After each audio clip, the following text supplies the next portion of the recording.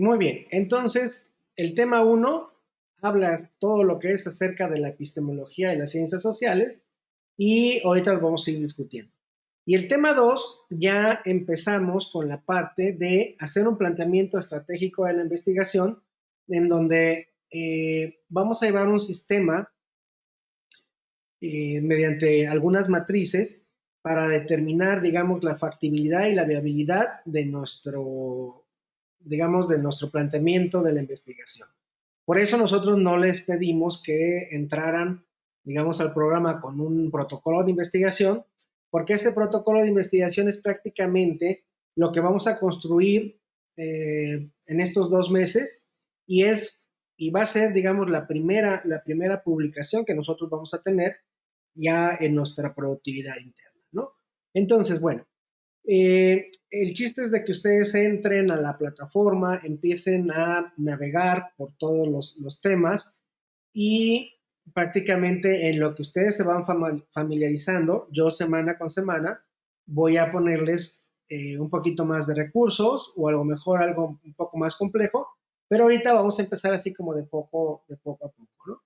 De hecho, en el tema 2 donde dice recursos, si nosotros aquí le picamos en lo que dice recursos, tenemos 3 archivos. El primer archivo, que es el curso o seminario de investigación, es, digamos, todo lo que nosotros vamos a ver, es decir, eh, todos los puntos y actividades que tenemos que cubrir durante todo el curso.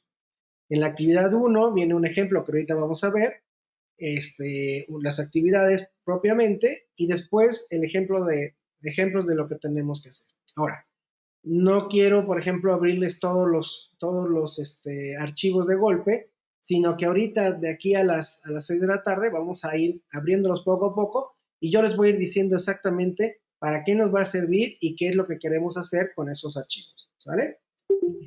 Entonces ustedes con calmita, ahorita pónganme atención y después con calma bajen los archivos, lo vemos, etcétera, ¿no?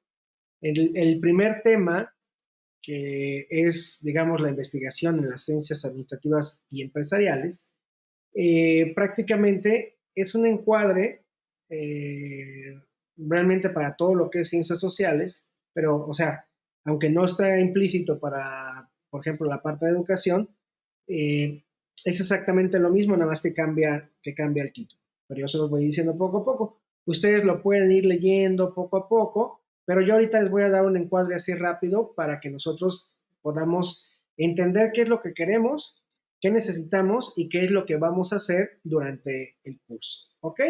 Bien, esto lo comento para que no se me desesperen y vaya, algunas veces prácticamente no entendemos de golpe lo que tenemos que hacer. Pero vamos a visualizar, por ejemplo, antes de entrar a lo que se quiere en el curso, es decir, al desglose de los temas, vamos a hablar un poquito acerca de lo que es la epistemología de las ciencias sociales, que es el tema uno, y que realmente ahí no hay ninguna actividad más que tratar de entender qué es lo que pudiera en un momento dado englobar pues, nuestros esfuerzos investigativos. ¿Muy bien? Ok, bueno. Entonces tenemos, por ejemplo, epistemología de las ciencias sociales. Regularmente esta materia puede ser tan compleja o puede ser tan sencilla como nosotros lo queramos. A nosotros nos gusta que prácticamente la investigación nos guíe nuestra epistemología de las ciencias sociales. ¿Por qué? Porque muchas veces, digamos, son distintos enfoques, por ejemplo, en las disciplinas por ejemplo, de educación, de administración, de producción, etcétera. Tenemos diferentes formas de ya, digamos, por formación, diferentes formas de abordar una problemática, una oportunidad, etcétera.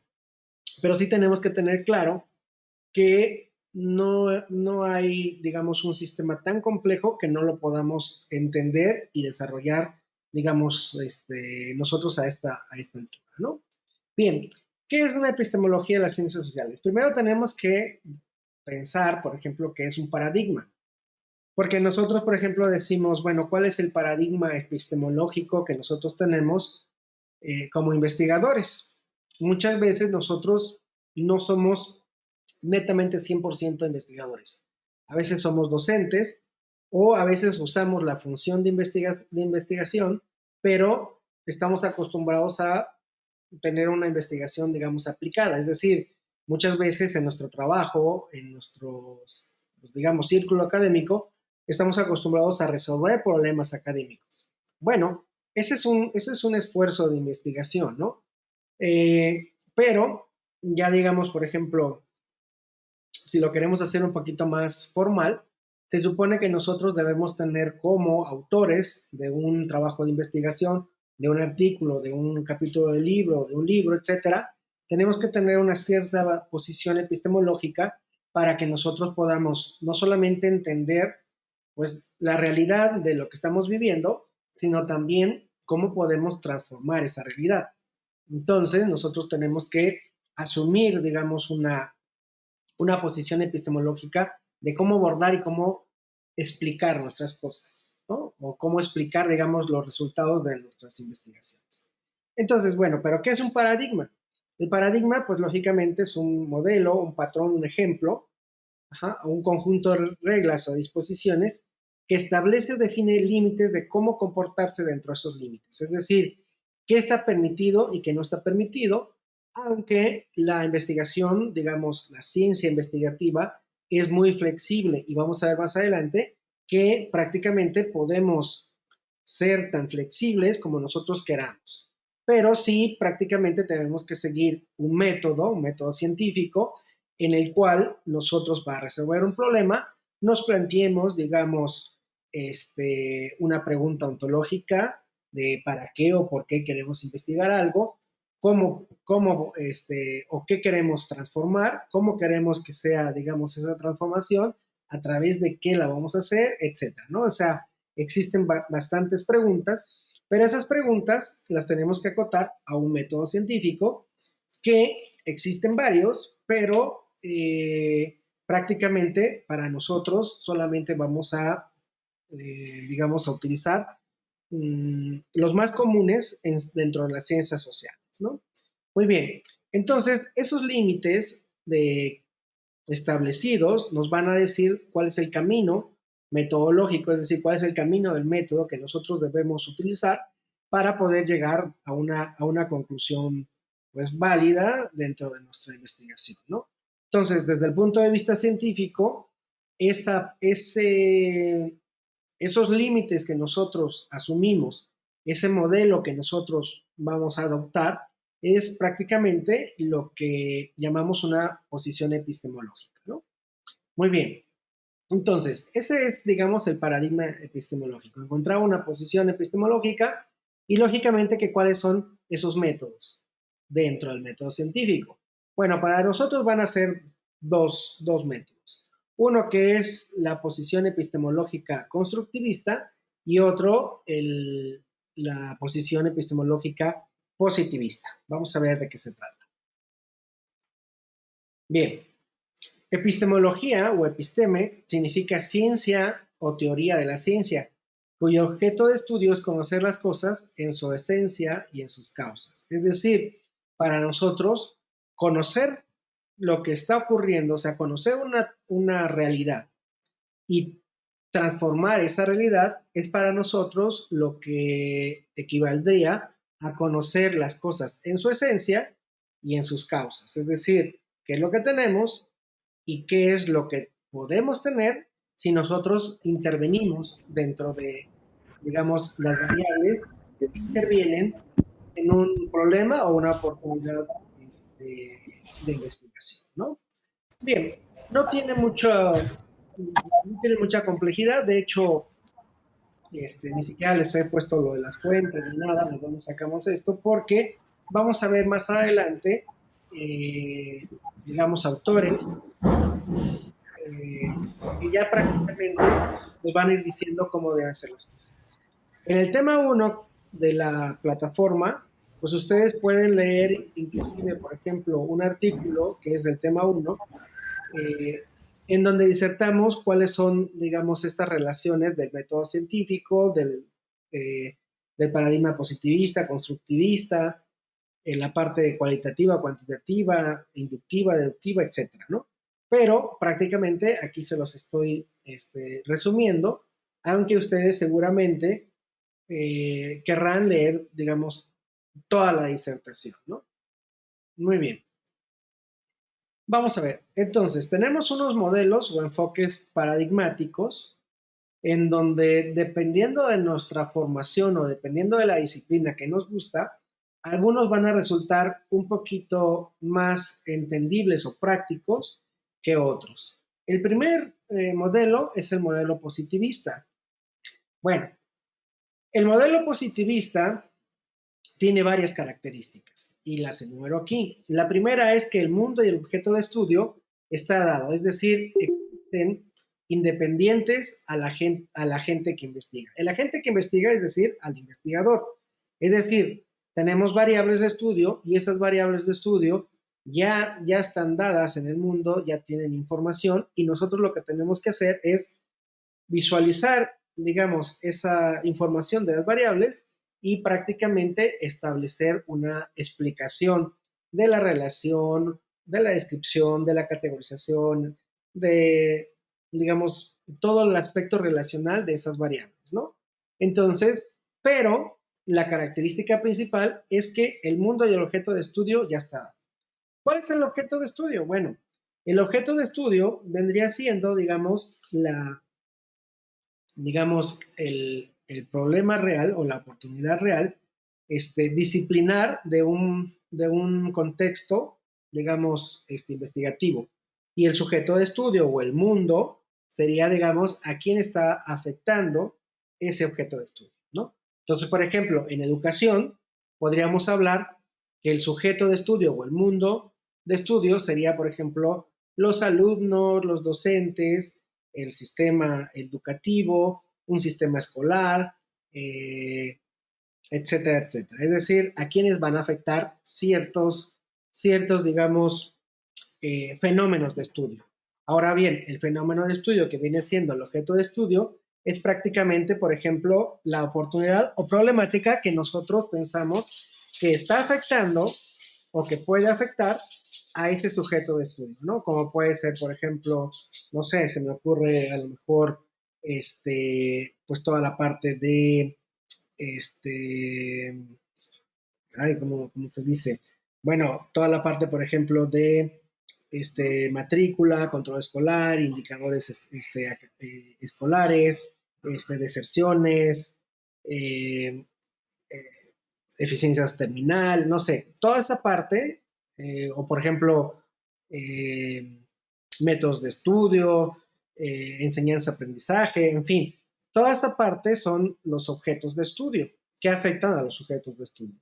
En la parte, por ejemplo, de producción, pues prácticamente sería el sujeto o el mundo, sería a quienes afectan, que puede ser, digamos, a un sector productivo, a un proceso, a un producto, etcétera, y el objeto de estudio sería prácticamente lo que se quiere, digamos, o lo que está afectando, ¿no? Productividad, competitividad, alguna mejora en la calidad, alguna mejora en el proceso, en el procedimiento, en fin. Eso sería, digamos, el objeto y el sujeto de estudio. Pero en el enfoque positivista ya está dado esa información. Es decir, que nosotros interpretamos, por ejemplo, estadísticas, mapas, gráficas, reportes, informes, noticias, en fin, nos valemos de eso para determinar si un fenómeno está ocurriendo. Entonces, por ejemplo, nosotros podemos decir, bueno, gracias a los índices de reprobación de un sistema escolar, bueno, yo puedo decir si nuestro sistema está bien o está mal. Bueno, pero no tenemos que ir a preguntar nada, simple y sencillamente por las estadísticas, por los reportes, por los informes, etcétera, sabemos interpretar lo que puede pasar o lo que está pasando sin, digamos, establecer alguna relación causal, ¿no? Es decir, bueno, si yo puedo Si yo comparo, por ejemplo, dos empresas, puedo decir cuáles son más productivas. Si yo comparo, por ejemplo, dos procesos productivos, puedo decir qué me falta, cuál está siendo más rentable, cuál está siendo más productivo, en fin, prácticamente lo veo a través de reportes, informes, estadísticas, secuencias, etcétera, ¿no? Es decir, ya está. Hay una realidad entonces, una realidad objetiva del mundo donde el investigador participa por fuera, es decir, que nosotros vemos la información desde afuera y no desde adentro, es decir, no participamos o no influenciamos dentro de esas estadísticas, reportes, números, etcétera. Es decir, nosotros no las construimos, sino nosotros solamente las buscamos, encontramos, recabamos, etcétera. Como si yo fuera a hacer, por ejemplo, un cuestionario. Bueno, entonces prácticamente el resultado del cuestionario es lo que yo voy a interpretar, pero no estoy dentro de, digamos, no estoy dentro de esa información. O sea, no depende del investigador, no tiene ninguna influencia con los resultados que vamos a analizar, ¿no? Entonces, prácticamente es la tercera, eh, la tercera, digamos, característica, que las mediciones y axiomas ocupan un lugar importante dentro de este enfoque paradigmático, ¿no? O sea, axiomas matemáticos, mediciones cuantitativas, ¿no? Entonces, para este tipo de enfoques paradigmáticos, casi siempre se utiliza el método cuantitativo, es decir, que necesitamos cosas cuantificables, metas cuantificables para poder interpretarlas, ¿no? Eso quiere decir que dejamos a un lado lo subjetivo y lo nominal. Es decir, por ejemplo, una persona que me diga si está bien o está mal, para mí es algo subjetivo y no lo puedo determinar mediante este método. Yo tendría que decir que si en una escala del 1 al 10, donde el 10 es muy feliz y el 0 es muy infeliz, ¿qué tan bien se siente esa persona? Entonces yo puedo decir por una escala que la persona está dentro de un parámetro de que si se siente bien o se siente mal, ¿no?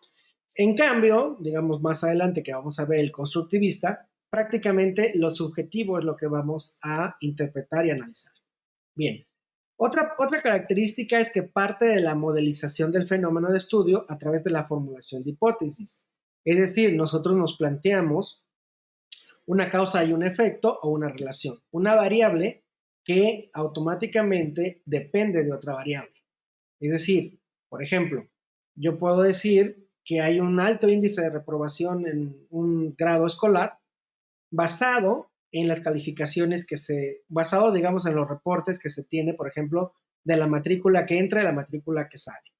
Muy bien. Entonces, yo prácticamente voy a hacer una modelización donde el índice de reprobación o el índice de deserción depende de las personas que no terminan el grado escolar.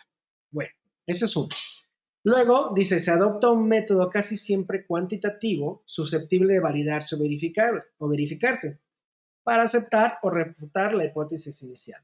Es decir, que si yo digo, bueno, prácticamente entre esas dos variables, entonces yo tengo que decir cuáles son los resultados de ese índice de deserción para decir que realmente está ocurriendo ese fenómeno dentro de un grado escolar, ¿no?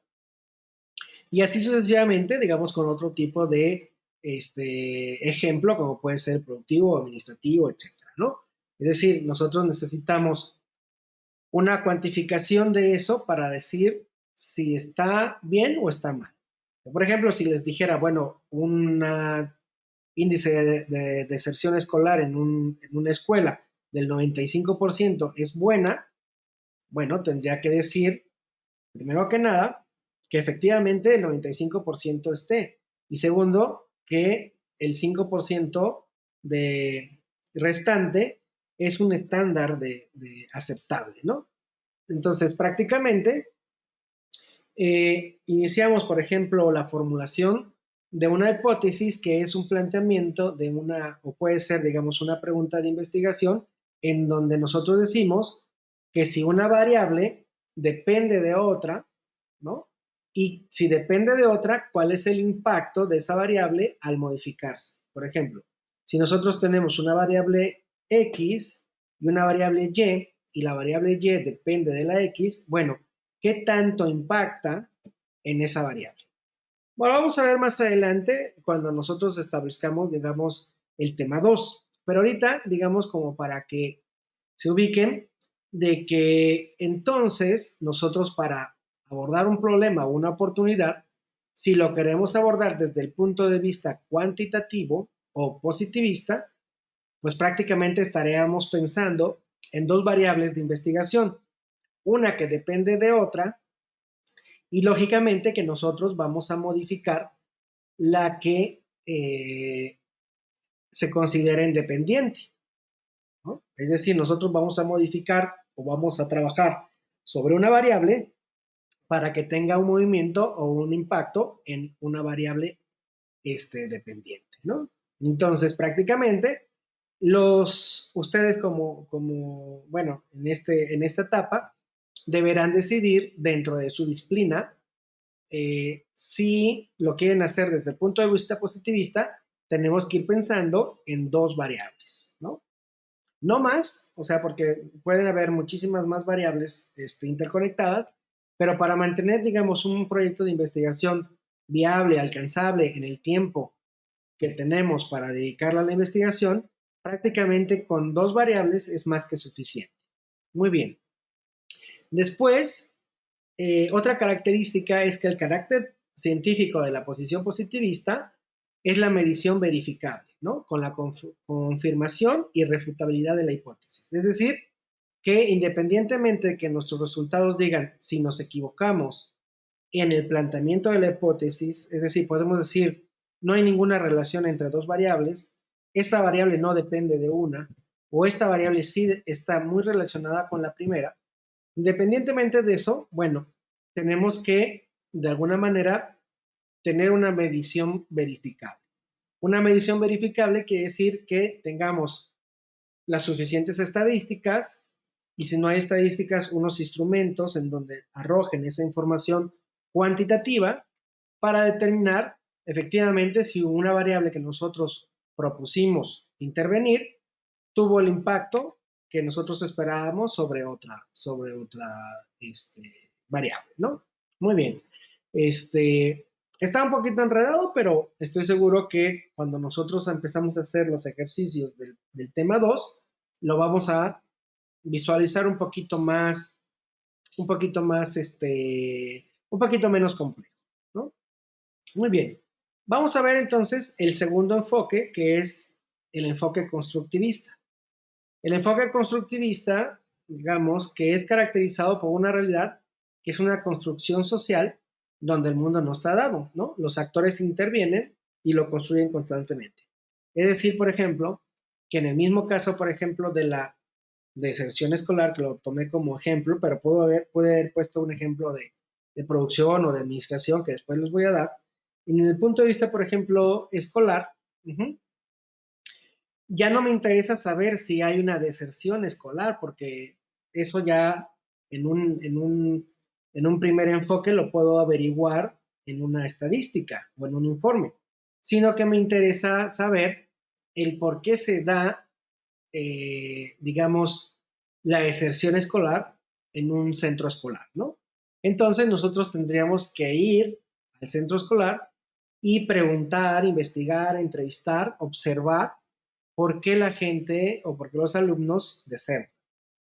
Y no podríamos generalizar con otro centro escolar, porque a lo mejor puedo yo tener, por ejemplo, factores pues, convergentes, es decir, factores que pueden ser iguales en muchos centros escolares, pero a lo mejor factores que no son iguales, como pueden ser los factores geográficos, demográficos, económicos, etcétera, etcétera, ¿no? Entonces, prácticamente, este método lo que hace es que nosotros construimos ese imaginario, esa construcción social de lo que está pasando con las observaciones subjetivas o cualitativas de los actores, es decir, de los que están viviendo ese fenómeno en especial, ¿no?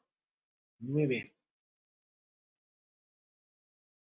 Ok, entonces prácticamente así lo tenemos.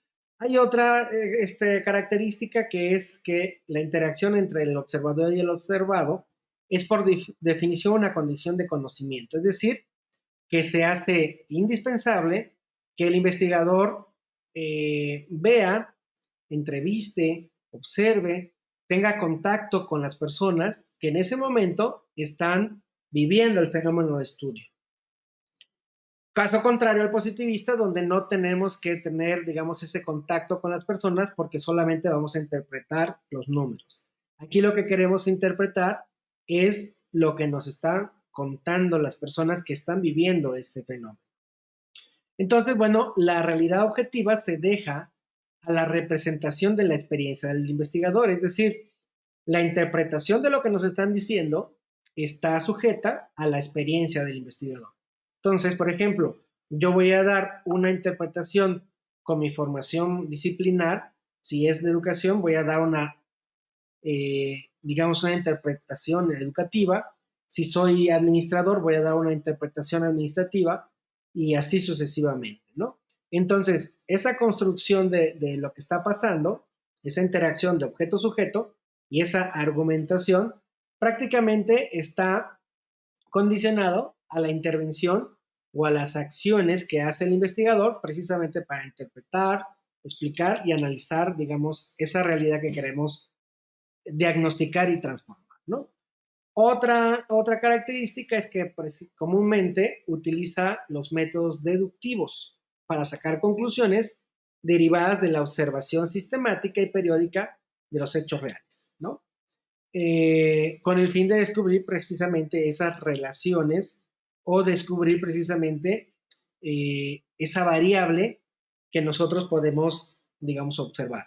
Aquí, en este modelo, no es necesario tener dos variables, sino simplemente a lo mejor podemos tener una variable y vamos a tratar de explicar esa variable, ¿no? Lógicamente que podemos, por ejemplo, tener etapas o categorías, es decir, podemos primero identificar, describir, categorizar, explicar, pronosticar, etcétera, una sola variable, ¿no? Pero sin tomar en cuenta que depende de otra, ¿ok?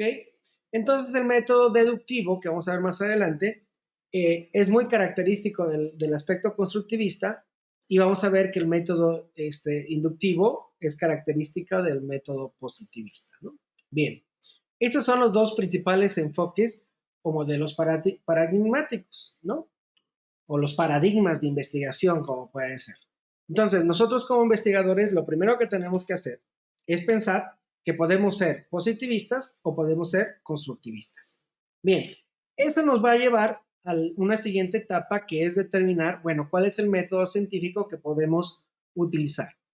Hay muchos métodos científicos, pero vamos a enfocarnos en los que se usan comúnmente en las ciencias sociales, que son, por ejemplo, el cualitativo y el cuantitativo, ¿no?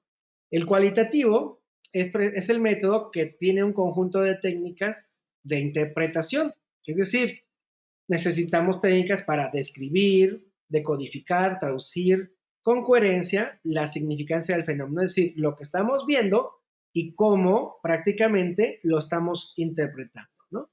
Entonces son técnicas cualitativas que vamos a ir viendo después ya muy puntualmente en la materia de métodos cualitativos, ¿no?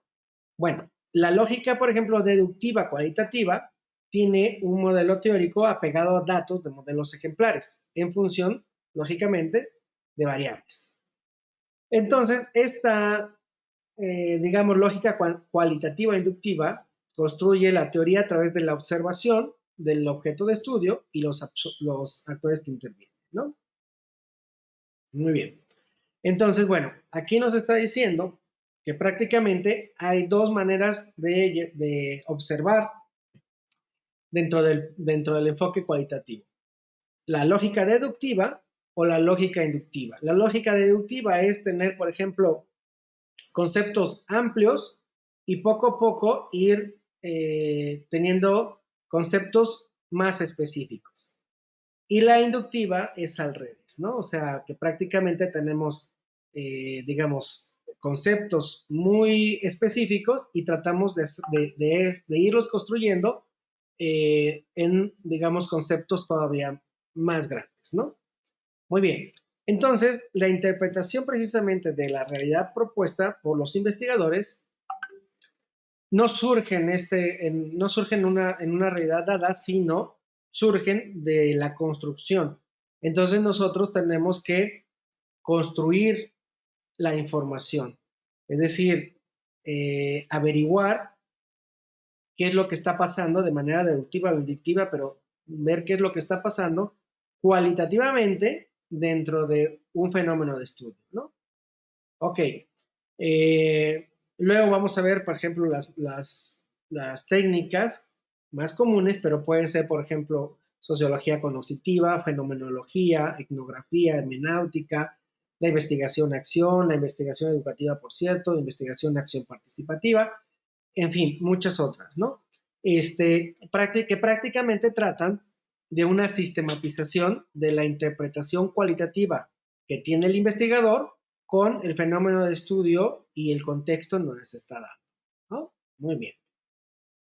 Muy bien, esto nos lleva a otra etapa, que es precisamente, perdón, a otro método científico, que es el cuantitativo, que usa el positivista, que es, bueno, los métodos cuantitativos se distinguen por sus estrategias de aproximación o de obtención de los datos por, eh, por fuentes primarias y de campo, digamos, de forma cuantitativa, es decir, de forma, si estuviéramos hablando, por ejemplo, de variables, ya ven que hay tres tipos de variables, que es la nominal, la ordinal y las de escala.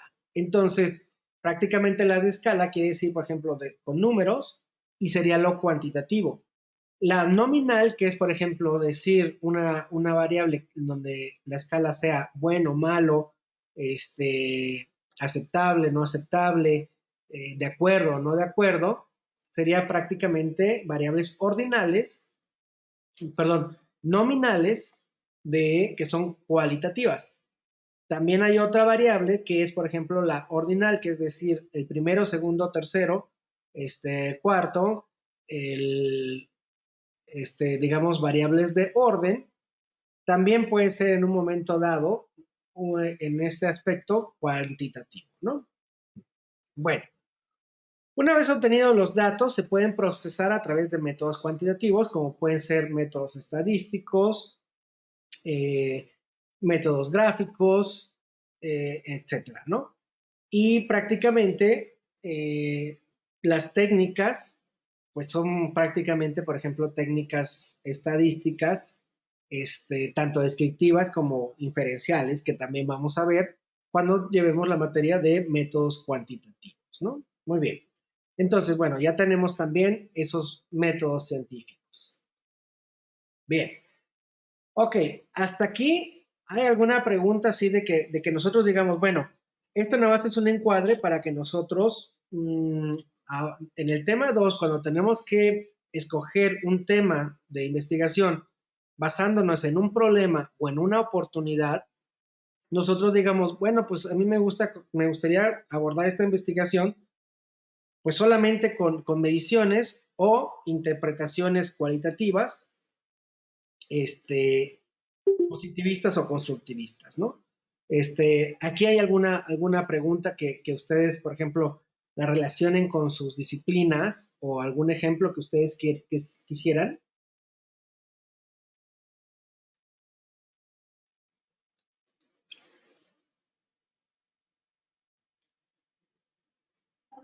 Por el momento, ninguna duda, maestro. Muy bien, muy bien. De todas maneras, si hubiera alguna duda, cuando ya tengamos, digamos que desarrollar nuestro planteamiento del problema, pues lo podemos abordar, ¿no? Seguramente esto ya lo han de haber visto y nada más es como una especie de recordatorio, ¿no? De recordatorio. Bueno, entonces ya teniendo, por ejemplo, que si somos positivistas o constructivistas y que si tenemos, por ejemplo, preferencia por algo cualitativo o algo cuantitativo, tenemos que hacernos la pregunta que si queremos hacer una investigación pura o aplicada. Bueno, la investigación pura quiere decir que es una investigación teórica y la investigación aplicada ya es, digamos, esa teoría aplicada a un fenómeno o a un sujeto de estudio en especial. Aquí en el colegio siempre predisponemos que ocupemos la investigación aplicada, es decir, que esa investigación teórica o metodológica sea o se pueda aplicar a una, digamos, a un sujeto de estudio, a una organización, a un sujeto de estudio, etcétera, ¿no? Es decir, que alguien realmente pueda utilizar, digamos, lo que nosotros estamos proponiendo. Entonces, prácticamente nosotros nos vamos a ir por la investigación aplicada, es decir, donde podamos nosotros desarrollar físicamente nuestro trabajo, pero que haya un impacto dentro de alguien, ¿no? Que alguien lo utilice, que alguien mejore, etcétera, ¿no? Es decir, que se mejore un producto, un proceso, un procedimiento, una comunidad, una organización, una empresa, un centro escolar, etcétera. Es decir, que alguien utilice lo que nosotros vayamos a prácticamente estudiar. Y no solamente, digamos, la investigación pura, ¿no?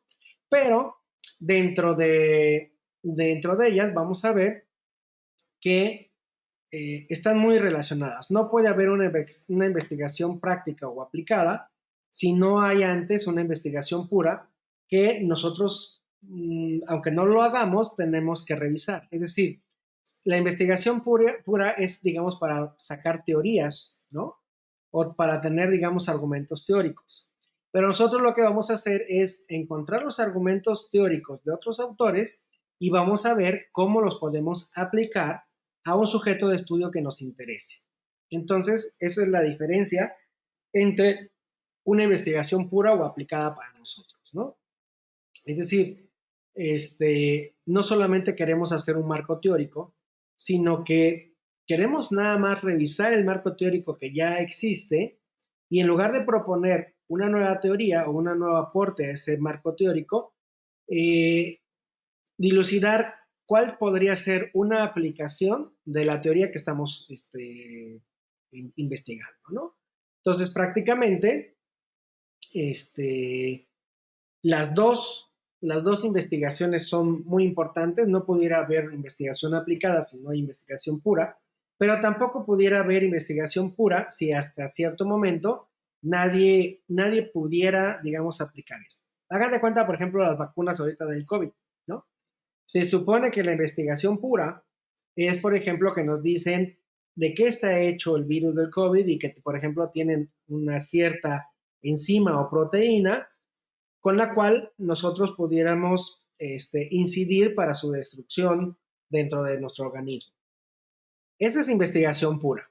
Ahora, la investigación aplicada es cuando nosotros, al tener, por ejemplo, la información de que existe, digamos, una parte de la célula del virus que es, digamos, vulnerable, digamos, a otro tipo de proteína para desintegrarla, bueno, entonces ya empezamos a aplicar lo que sabemos para hacer, digamos, una vacuna, que con esa vacuna, bueno, prácticamente esté dirigida a disolver las proteínas de una cierta capa, etcétera, etcétera, ¿no? Entonces, prácticamente esa es la investigación aplicada. Pero no podemos hacer, digamos, algo aplicado si no sabemos antes el funcionamiento de la célula. Entonces hagan de cuenta que lo que nosotros tenemos como una investigación cuantitativa es que existe un virus del COVID y que la categorizamos en determinado categoría de virus, la describimos de cómo es, de cuáles son sus causas y efectos en el organismo, de qué provoca, etcétera. Esa es digamos, una pequeña descripción, ¿no? Una descripción pura, pero también la volvemos aparte, por ejemplo, cuantitativa, cuando decimos, bueno, puede afectar en tanto tiempo, causa esta incidencia, se multiplica así, y entonces nosotros estamos averiguando números e interpretaciones. Y ya la volvemos aplicada cuando decimos, bueno, en base a toda esa información, yo puedo decir, establecer, por ejemplo, protocolos de seguridad, protocolos de aislamiento, protocolos de vacuna, etcétera. Y ya también puedo poner, por ejemplo, investigación no solamente aplicada, sino también cualitativa, en el sentido de decir, bueno, ¿qué tan inseguro te hace sentir que exista un virus como esto? Sientes que realmente los protocolos están funcionando, cómo podría ser, digamos, los protocolos de vacunación, cómo podríamos organizarnos dentro de una escuela para evitar contagiarnos, etcétera. Eso ya empieza a ser investigación aplicada, pero además cualitativa, porque prácticamente de lo que te estás guiando son de experiencias particulares del contexto en donde te mueves, ¿no? Entonces, por ejemplo, aquí en México vamos a tener un protocolo, si nos vamos a Estados Unidos tienen otro, si nos vamos a Europa tienen otros, y así sucesivamente. Entonces, esos aspectos cualitativos, pues prácticamente los podemos determinar tanto nominalmente, es decir, por ejemplo, tenemos un sistema bueno, malo o regular, o también puede ser, por ejemplo, ordinal, que puede decir, bueno, estamos en segundo, tercero o cuarto lugar en calidad de manejo de pandemia, etcétera, ¿no? Entonces, prácticamente, funciona para eso. Ahora, a diferencia también, por ejemplo, de otros cursos de metodología, aquí lo que vamos a hacer es, vamos a partir de un problema u oportunidad que nosotros tengamos en nuestro contexto, y a partir de ello vamos a ver cómo lo podemos abordar de mejor manera. Es decir, primero vamos a ver el problema o la realidad que queremos transformar, y después vamos a ver si vamos a ser constructivistas, cualitativos, aplicados, etcétera. Antes de, por ejemplo, decir, bueno, yo quiero hacer una investigación aplicada. Espera, primero vamos a ver qué problema tienes, y una vez que tengas el problema, yo te voy a decir si la mejor manera para abordarlo es haciendo una investigación pura o una investigación aplicada, etcétera. Si no hay, por ejemplo, argumentos teóricos alrededor de, entonces nos conviene hacer una investigación pura en donde hagamos primero la recopilación teórica para explicar el fenómeno. Pero si ya hay una interpretación teórica, pues prácticamente podemos pasar a la siguiente fase, que es, por ejemplo, ya la aplicación. Pero nosotros también podemos quedarnos en las etapas, por ejemplo, de describir un problema, categorizar un problema, relacionar un problema, explicar un problema, pronosticar un problema, ¿no? O predecir un problema. Muy bien. Entonces, prácticamente, o tener una perspectiva del problema, ¿no? Entonces, prácticamente también nuestra oportunidad o problema que vamos a desarrollar no tiene que llegar, digamos, a todos los niveles de investigación. Nosotros vamos a decidir en qué nivel nos vamos a quedar, cuál es el mejor método que vamos a utilizar, y nos vamos a ir dando cuenta que así es mucho más fácil, por ejemplo, abordar estas investigaciones. Muy bien. Ya una vez que tenemos eso, el investigador puede estar, digamos, en condiciones, por ejemplo, de organizar y documentar todas las funciones sustantivas que se tienen que hacer para describir, relacionar, problematizar, etcétera, digamos, un problema de investigación, y darle un enfoque en donde prácticamente nosotros decidamos cómo lo abordamos, ¿no? Muy bien. Es, por ejemplo, un ejemplo que se me viene a la mente es, por ejemplo, que a nosotros nos dijeran que tuviéramos que sembrar, por ejemplo, maíz, porque necesitamos alimentarnos, necesitamos alimento porque hay una escasez de alimento, ¿no? Bien, hay muchos problemas alrededor de eso. Primero que nada, bueno, decidir si efectivamente el problema es de producción de alimento. Una vez que sea de producción de alimento, nosotros tendríamos que decidir cómo podemos producir el alimento. Si sembrar o tecnificar y cómo lo podemos hacer, si tenemos los conocimientos para eso o no tenemos los conocimientos para eso. Entonces ahí entra también otro factor, que es el factor disciplinar o de formación que nosotros tenemos. Yo, por ejemplo, que soy administrador, economista, etcétera, yo te puedo administrar a lo mejor un proceso productivo, pero yo no sé sembrar. A lo mejor un agrónomo sí sabe sembrar, pero a lo mejor no sabe el proceso productivo. A lo mejor, por ejemplo, un maestro sabe enseñar a sembrar, pero nunca ha sembrado. Y así sucesivamente. Entonces, los problemas se vuelven problemas complejos porque los podemos abordar de distinta disciplina. ¿Qué es lo que queremos?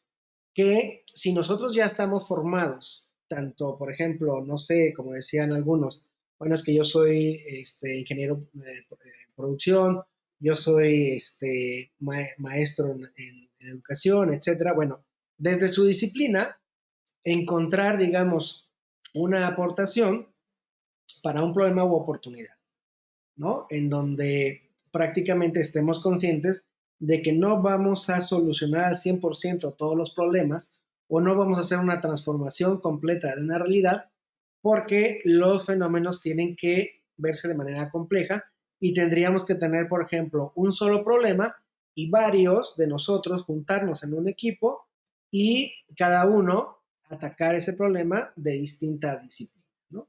Bien, entonces, nosotros, por ejemplo, ya ustedes que están aquí, a veces les decimos que pueden trabajar en equipo si tienen afinidades o trabajar, digamos, de manera individual, etcétera, etcétera. Es decir, que ustedes están en, en libertad de trabajar, digamos, sus investigaciones de manera individual solos o de manera en equipo con algún otro colega, ya sea dentro del equipo del grupo del colegio o dentro de colegas que estén dentro de sus ¿no? lugares de adscripción, ¿no? O sea, aunque no estuvieran en el colegio, bueno, si hay un grupo disciplinario que quiera, en donde ustedes digan, bueno, yo estoy estudiando en el doctorado o la maestría, pero yo quiero trabajar con mis colegas de la escuela porque en eso hemos estado trabajando, perfecto, no pasa nada.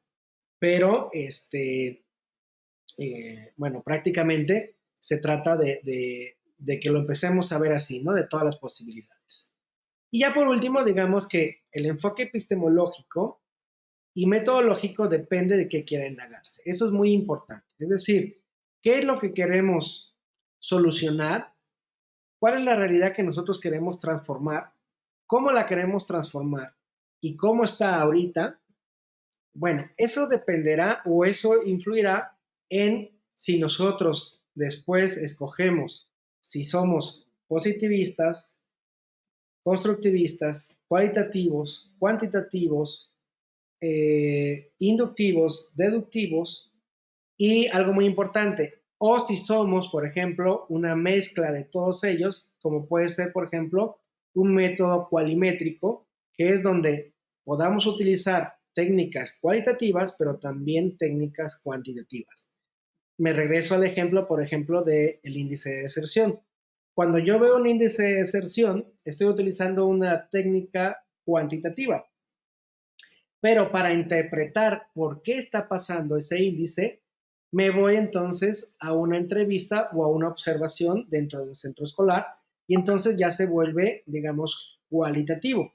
Entonces, la mezcla de lo cualitativo con lo cuantitativo nos da paso a un método cualimétrico o mixto, en donde es muy válido tener, digamos, esta fluctuación entre métodos, tanto de las posiciones epistemológicas como de los métodos científicos, ¿no? Como de los fines, si es eh, práctica o pura las investigaciones, ¿no? Entonces, prácticamente nos damos cuenta que no es como nos dicen los libros que o escoges uno o escoges otro, sino que tienes todas las herramientas cualitativas y cuantitativas y el propósito final es dar una explicación o una transformación de lo que queremos hacer. Muy bien. ¿Hasta aquí hay alguna pregunta?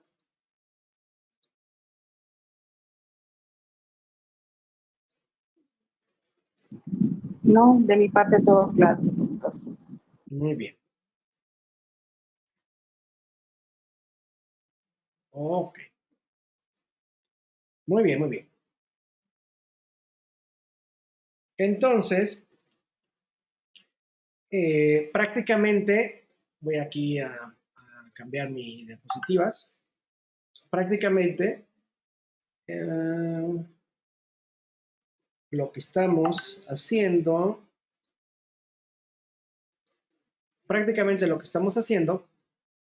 o lo que estamos diciendo, es el resumen de esta primera disertación, que es el tema 1, en donde aquí no hay, aquí ya vienen, por ejemplo, las fuentes bibliográficas, etcétera, pero no hay, digamos, una actividad en sí que ustedes tengan que hacer y entregar, sino simple y sencillamente ustedes leer, ¿no? esta disertación para que lo que les acabo de explicar ahorita lo tengan un poquito más claro desde el punto de vista más completo, ¿no? O sea, para que ustedes, digamos, tengan ese conocimiento o ese bagaje, ¿no?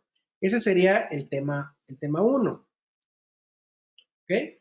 Ahora, en el tema 2 que nos compete es precisamente hacer un planteamiento estratégico de la investigación.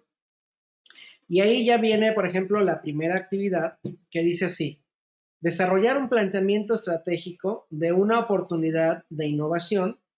¿Por qué de innovación? Para nosotros, por ejemplo, no le llamamos a partir de este momento investigaciones, sino les llamamos, por ejemplo, innovaciones. Porque lo que nosotros vamos a hacer es innovar, digamos, un producto, un proceso, un procedimiento, etcétera, una organización, lo que ustedes quieran, vamos a innovar para transformar una realidad.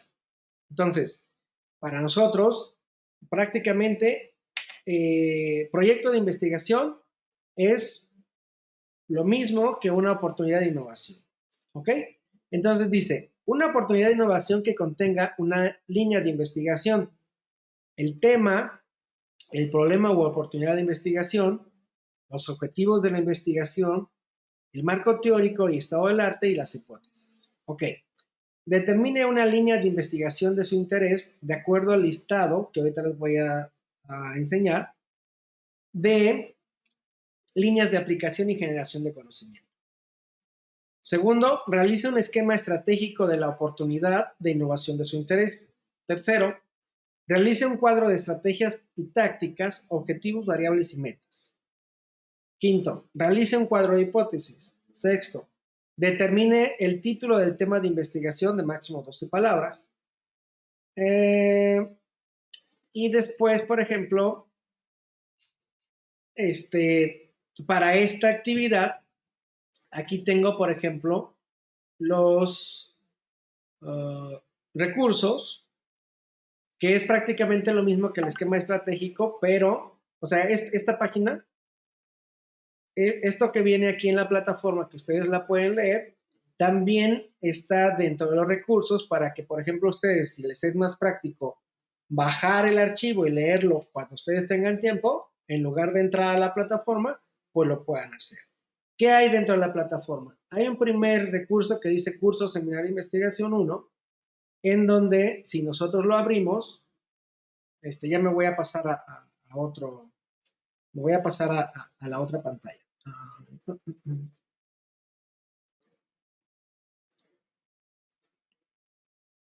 Ok, ya estoy aquí otra vez. Muy bien.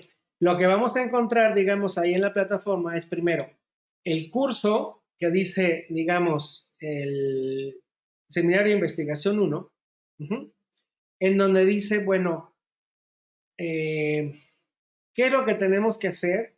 ¿Qué es lo que vamos a, digamos, a tocar?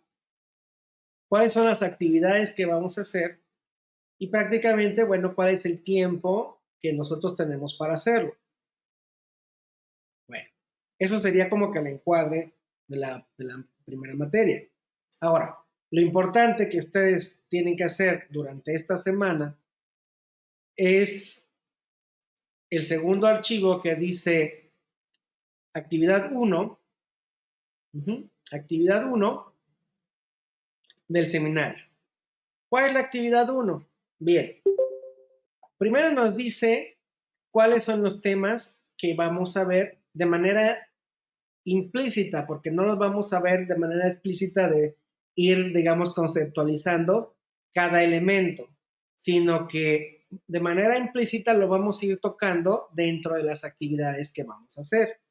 Entonces, bueno, ese es, digamos, el contenido y vamos a hacer la primera actividad, que es desarrollar el planteamiento estratégico. Y dice, primero, determinar una línea de investigación. Yo aquí les pongo que las ligas de generación y aplicación del conocimiento se supone que es las líneas de disciplinares, ¿sí? Disciplinares que ustedes deben, digamos, seguir y cultivar como investigadores. Ahora, tenemos líneas de investigación que usan las universidades, otras que usan los tecnológicos y otras que tenemos explícitas dentro del colegio. No importa que ustedes agarren distintamente una u otra, simplemente que escojan qué línea de investigación quieren, porque eso para nosotros nos va a determinar encontrarles el tutor que maneje esa línea de investigación y entonces el tutor los pueda apoyar teóricamente, ¿no? Entonces, para lo único que sirve que ustedes escojan una línea de investigación que esté relacionada con su problema de investigación es que nosotros sepamos qué campo disciplinar maneja o debe manejar el tutor que les pondremos más adelante. Y aquí viene un pequeño desglose de muchas líneas de investigación que tiene, por ejemplo, el Tecnológico Nacional de México y que también manejan algunas universidades. Entonces, aquí lo único que se trata es que ustedes escojan cuál es la que a ustedes les conviene. Si no están seguras de una, pueden escoger una o dos o tres y ya después las vamos a ir, digamos, discriminando, ¿no? Eso es lo único que tienen que hacer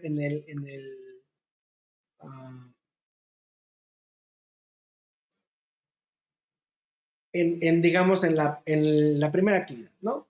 Ahora, la segunda dice, realice un esquema estratégico de la oportunidad. Muy bien. El esquema estratégico de la oportunidad dice así, la investigación debe ser un proceso natural de las inferencias cognitivas, es decir, de nuestras reflexiones que tenemos, por lo que resulta de gran ayuda que lo hagamos de manera sistemática, para lo cual proponemos que se elabore una matriz de la problemática con un punto central de partida y dos ejes. El nodo central es una oportunidad o problema. Este es el nodo central. El nodo central es, digamos, la columna del medio. Ahí nosotros vamos a poner la oportunidad o problema afín a la liga de investigación y afín también al área de interés del investigador. Muy bien. El eje izquierdo debe contemplar elementos que hayan generado el problema ordenados jerárquicamente de mayor influencia. Es decir, en este eje izquierdo vamos a poner cuál es la situación problemática o situación oportunidad que identificamos. La situación oportunidad quiere decir, no es el problema. El problema va en el nodo central. La situación problemática es a quién está afectando el problema. ¿A quién está afectando el problema? Es decir, para nosotros la situación oportunidad, la situación problemática es el sujeto de estudio. ¿A quién? ¿A qué organización? ¿A qué proceso? ¿A qué procedimiento está afectando un problema?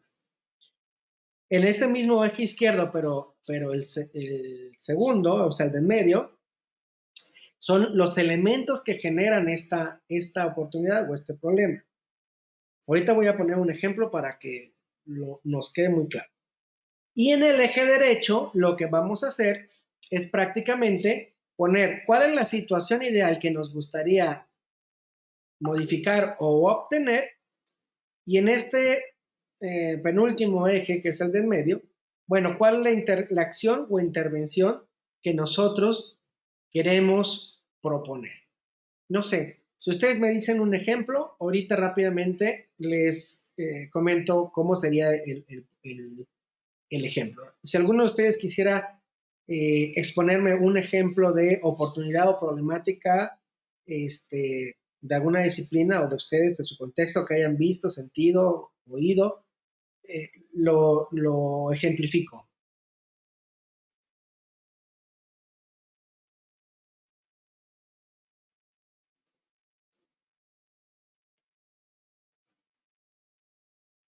¿Alguno de ustedes? Adelante, los escucho.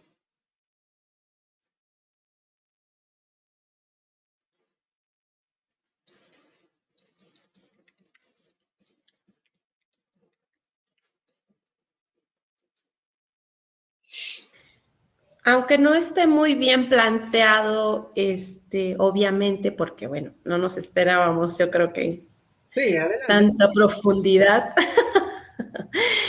Digo, ahorita se me vienen a la mente, pues muchísimas, como dice usted, de acuerdo a nuestra, pues desempeño profesional en el que estamos, ¿no?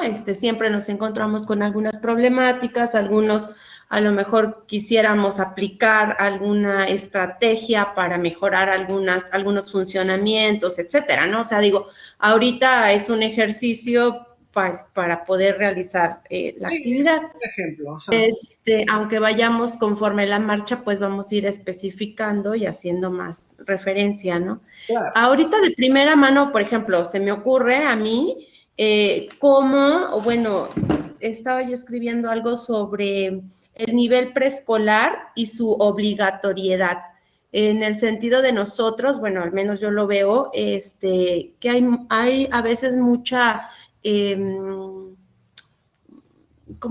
que eso es lo que no he especificado bien, el que el nivel preescolar, aunque sea obligatorio como nivel básico, no nos fundamentan o no nos, no, se me fue ahorita la palabra, pero bueno, como que no nos ayudan en el nivel preescolar, el mismo sistema educativo, a afianzar esta parte de la obligatoriedad. Entonces, nos encontramos nosotras las maestras en la parte del desarrollo del niño, esta necesidad o el que prolongue la entrada al jardín de niños, el que prolongue la entrada al jardín de niños, no de los 3 años, sino ya porque quieren tener el certificado para entrar a la primaria. Entonces, cuando entran los niños y les falta esta parte de motricidad, de estimulación motriz, etcétera, nos encontramos con niños que súper desfasados en su desarrollo. Niños que vienen desde, no sé, desde guardería hasta niños que de plano es el primer ciclo y no saben ni agarrar el lápiz, no saben escribir su nombre, no tienen una identidad, no tienen identificación de su cuerpo, de sus emociones, que dices, bueno, esa es la parte básica, ¿no? Del desarrollo del niño. Okay. Entonces, esta parte es la que yo creo que es medular para nosotros como nivel preescolar cuando nos hablan de evaluaciones en el sistema educativo. Entonces dices, bueno, ¿cómo le hago? Ok. Muy bien, maestra, muy bien. Vamos bien. Entonces, déjeme ver si le entendí. Si no, me corrige porque hay puntos que no le sé. Pero o alguien también del equipo que nos pueda ayudar en esta parte, yo creo, ¿no? Por ejemplo, usted está diciendo que la oportunidad, precisamente, o el problema, es la obligatoriedad preescolar, ¿no? Y sobre todo, digamos, relacionado con las evaluaciones del sistema. Pero bueno, el nodo central que digamos es el objeto de estudio, el problema, sería la obligatoriedad preescolar. Ese sería en la parte de aquí del medio, ¿no? Este sería. Ahora, el eje izquierdo en la situación problemática, la situación oportunidad es, por ejemplo, ¿a qué sujeto de estudio está afectando esta obligatoriedad?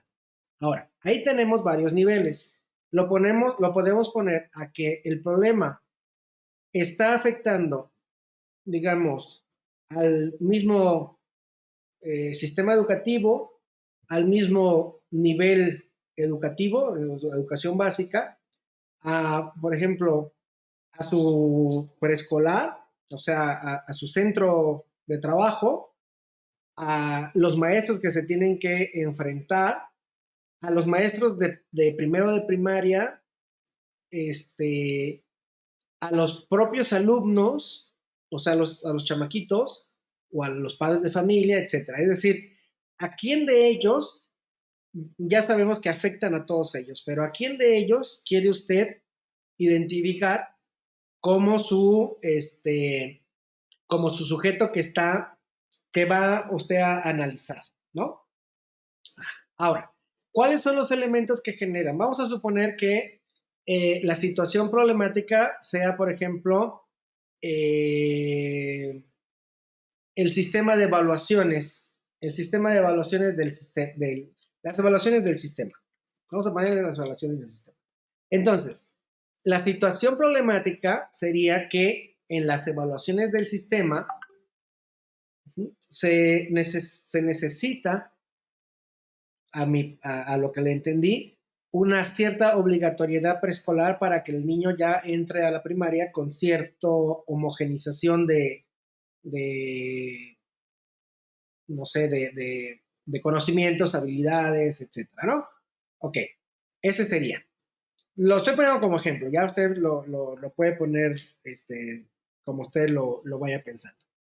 Los elementos que están generando esa oportunidad es a lo mejor pensar de que ¿por qué no es obligatorio el preescolar? ¿Por qué los niños, por qué hay familias o por qué el sistema no obliga a que se lleve a los niños a ese nivel para tener un niño homogéneo dentro de la primaria?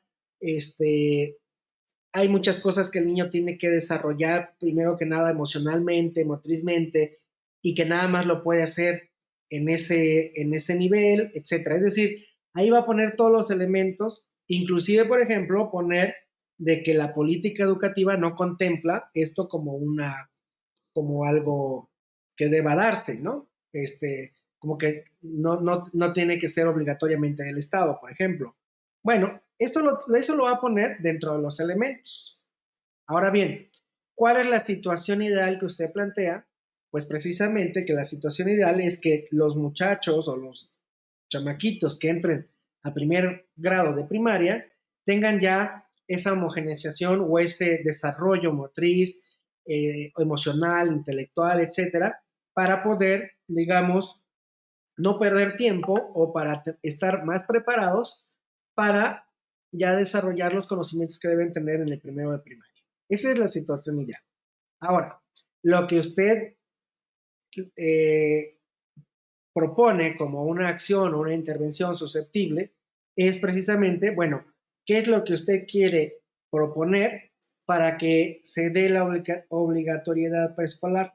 Digamos, una recomendación a la parte de las autoridades educativas, una reflexión teórica de que realmente el alumno necesita esos desarrollos antes de entrar a otra etapa de aprendizaje, demostrar que el niño realmente tiene carencias cuando entra a primer grado. Es decir, ahí es donde usted va a decir, bueno, yo voy a hacer un estudio, propongo un estudio para saber si realmente necesitan o no necesitan esa formación, para saber por qué no se les da esa formación de materia obligatoria y así sucesivamente. Lo que usted piense que va a proponer o hacer es lo que va a poner en la acción o intervención susceptible de describir, comprender, analizar o transformar la oportunidad o problema de esa situación real a la situación ideal. ¿Sí? ¿Sí me expliqué? Ok. Entonces, por ejemplo, lo único que necesitamos hacer esta semana es precisamente, y como no es algo muy sencillo, sino que es algo complejo en donde lo que nosotros pongamos aquí nos va a determinar, digamos, nuestro trabajo cuando menos de un año, Entonces, lo que tenemos que hacer es que todos tratemos de escoger la liga de generación y aplicación del conocimiento y tratemos de complementar este cuadro, solamente este cuadro que dice esquema estratégico de innovación, no otro, o sea, no nos adelantemos, nada más para lo cual esto está en PDF, les puse también un ejemplo en Word para que ustedes nada más lo bajen y ahí mismo en las columnas lo puedan copiar sin tener que hacer, digamos, otro formato. Bajan ese archivo que está en Word y lo empiezan a llenar. Únicamente, esta semana, únicamente lo que se quiere es que ustedes pongan una oportunidad o problema en la columna central, pongan a qué sujeto, a qué proceso, procedimiento afecta, cuáles son esos elementos que están generando, qué es la situación ideal que nosotros queremos y cuál es lo que nosotros proponemos intervenir. Ahora bien, en esta parte, por ejemplo, de la situación problemática de a quién vamos a afectar o a quién está afectando ese problema, nosotros podemos poner, está afectando a una persona, a un grupo, a una organización, a una comunidad, a una región, está afectando a un proceso, está afectando a un producto, a un procedimiento, está afectando, digamos, a una productividad, a una competitividad, a una rentabilidad, está afectando, por ejemplo, a un indicador como puede ser un índice de deserción, un índice de reprobación, en fin, me refiero a que el sujeto de estudio no necesariamente tiene que ser una persona, un ente, sino que puede ser un proceso, puede ser un procedimiento, puede ser una acción, puede ser una normatividad, en fin, puede ser muchas cosas que ahorita, por ejemplo, está afectando. Inclusive, por ejemplo, habrá algunos que pongan, bueno, la situación problemática es que existe una ley que no está bien complementada. Bueno, entonces la ley es el sujeto de estudio y entonces hay que modificar esa ley. Hay un proceso productivo que ahorita no está funcionando bien. Entonces la situación problema es el proceso productivo y entonces hay que mejorar ese proceso productivo.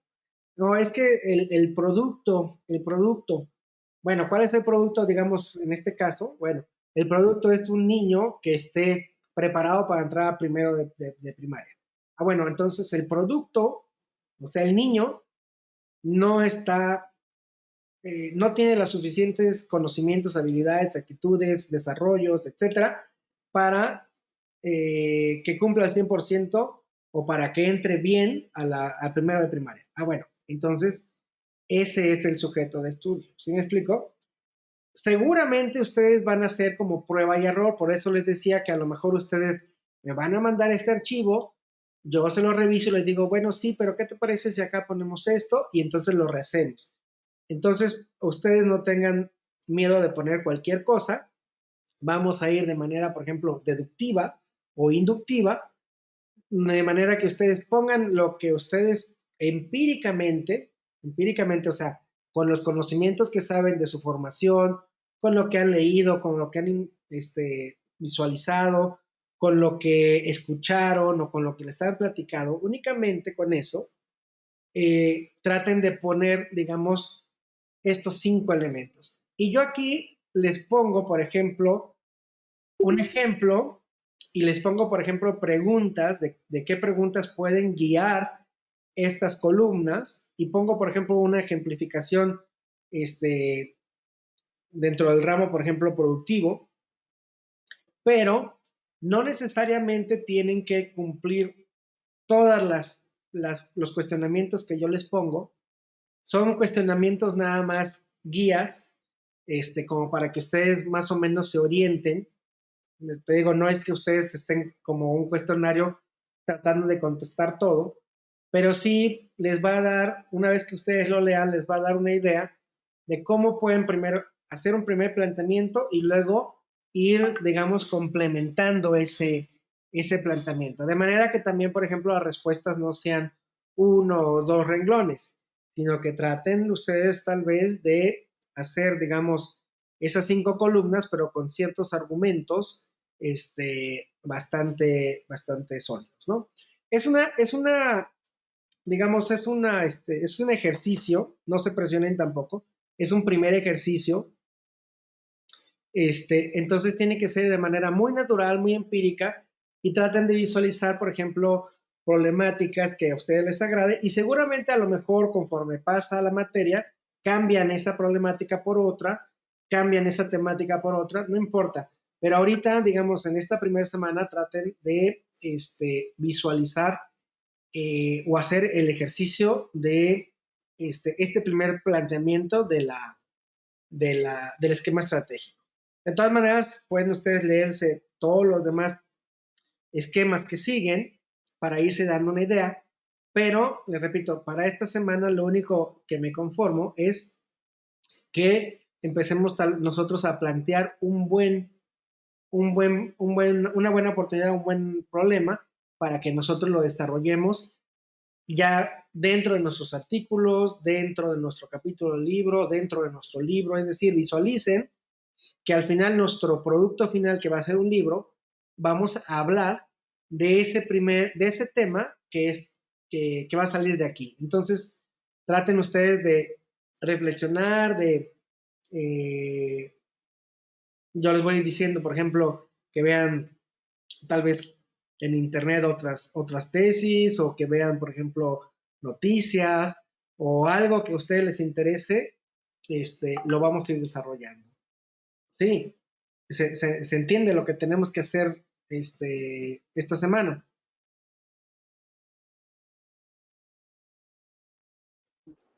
Sí. Sí, Muy bien, muy bien. Entonces, se ve sencillo, pero en realidad no lo es, por eso no quiero agobiarlos con que me sigan con el otro cuadro, o el siguiente cuadro, que es el de cuadros de estrategias tácticas, objetivos, variables y métodos. Lo pueden ver y vaya, si ustedes, por ejemplo, ya terminaron y están listos para el otro, bueno, sin ningún problema, me pueden, por ejemplo, escribir, yo se lo reviso, les digo, sí, efectivamente ya está listo para el otro cuadro, síguele. ¿Por qué? Porque el segundo cuadro se alimenta del primero. Entonces, si está mal el primero, seguramente estará mal el segundo, ¿no? Mal en el sentido de que nos falte, por ejemplo, concretar algo. Tampoco se pongan a pensar también, por ejemplo, en muchos conceptos teóricos, porque precisamente después de este primer ejercicio, vamos a ir, por ejemplo, a sacar la conceptualización de los términos que ustedes manejen por un término todavía un poco más técnico. Entonces, por ejemplo, ahorita, como dice la maestra, tal vez, por ejemplo, obligatoriedad preescolar como un concepto, hay que definirlo. Otro concepto es, por ejemplo, sistema educativo. Otro concepto es el nivel básico, y así sucesivamente. Esto ya lo haremos posteriormente, cuando empecemos ya a conceptualizar tanto contextualmente como teóricamente nuestras variables, o digamos, lo que nosotros vayamos poniendo en este primer planteamiento. ¿Sale? Acuérdense, a lo mejor visualicen, todavía también en esta etapa vamos a tratar de encontrar si tenemos una sola variable, si tenemos dos variables, si vamos a manejar un método X o un método Y, etcétera, pero ya dependerá exactamente de lo que queramos transformar, de esa realidad que nosotros nos imaginamos como una situación ideal, y a través de qué lo podemos transformar, dependiendo también de nuestros recursos, de lo que estudiamos, de nuestro tiempo, etcétera. De manera que vayamos, digamos, viendo, como les dije de un principio, la factibilidad y la viabilidad de nuestro problema de investigación, y de que nosotros estemos seguros de lo que vayamos a abordar, lo podemos, digamos, dominar y tener listo en un periodo de tiempo, que la verdad es un año, porque después de un año, si nos extendemos o no, bueno, ya será otra cosa, pero visualizar que nosotros debemos de tener nuestro libro completo dentro de un año. ¿Sale?